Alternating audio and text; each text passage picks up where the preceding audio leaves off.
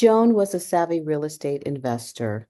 She purchased a do-it-yourself will and left her rental properties to her sister Jill.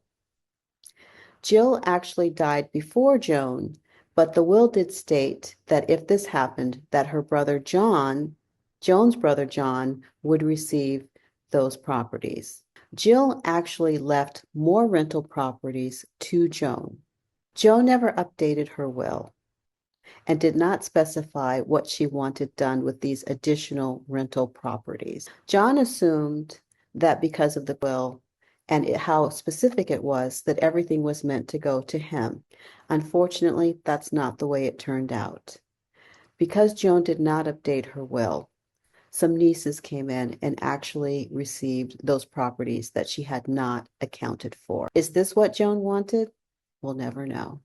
Please, if you do a will, update it and try to avoid the do-it-yourself route.